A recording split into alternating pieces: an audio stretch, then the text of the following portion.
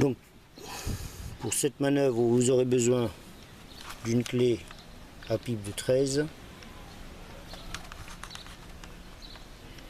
et d'une clé TBTR de taille 8. Si possible avec un long manche, sinon ça va être une grosse paire de galères.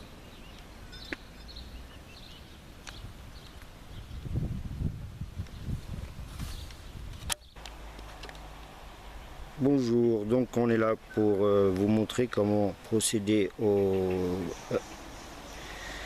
remplacement d'une courroie accessoire. Enfin plus exactement, je vais l'attendre, hein, je ne vais pas la remplacer puisqu'elle est toute neuve, sur un moteur de 405 XUD, année 1992, turbo diesel. Donc comme vous le voyez ici, vous avez l'alternateur qui est tout neuf, hein, donc c'est bien un moteur XUD, hein, donc je ne sais pas si on arrive à voir correctement le moteur.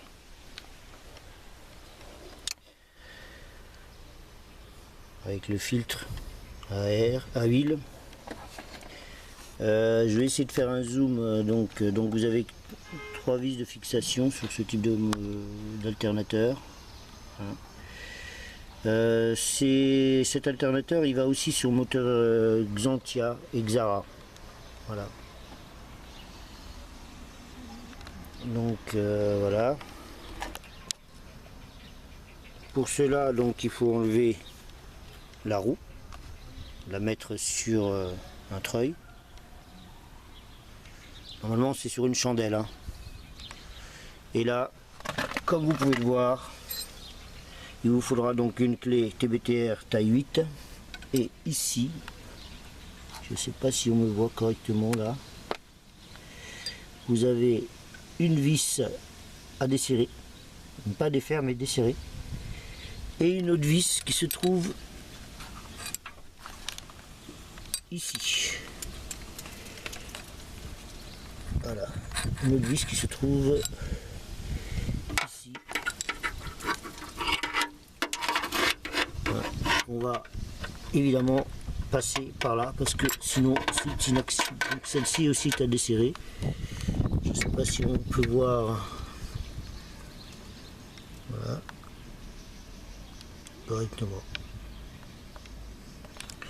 Et d'ailleurs, on voit la vis rouge qui est sur le côté là, qui constitue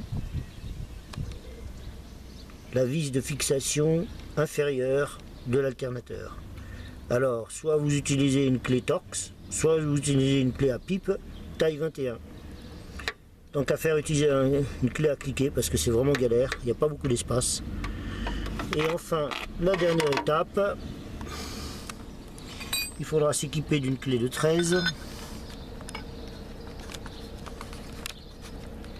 car il faudra serrer cette vis qui est la partie inférieure du bras du galet tendeur à l'aide d'une clé de 13 mm. Voilà, pas difficile à faire. Un dernier petit conseil, hein, ça vaut son pesant d'or, je peux vous l'assurer. Pour la desserrer, utilisez le bras à tête hexagonale là et en forme de boule sur la TBTR, parce que la vis supérieure qui se trouve dans le galet tendeur est vraiment difficile d'accès. Et c'est une belle paire de galères que d'essayer de la desserrer. Voilà. Je ne sais pas si on voit bien ce que je veux faire et ce que je veux dire.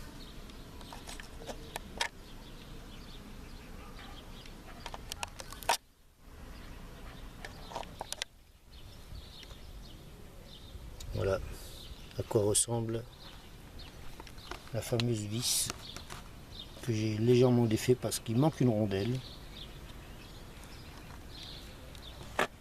et qui vient normalement se fixer sur le bras, on va dire le bras du milieu du galet tendeur. Donc je l'ai desserré juste pour mettre une rondelle. Voilà, donc je sais pas si vous voyez correctement. Peut-être que vous pourrez faire un arrêt sur image quand ce soit un peu stabilisé.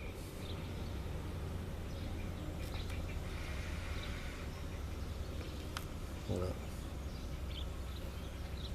Alors sur l'inscription de la vis BTR 8, donc il n'y a pas d'ambiguïté sur.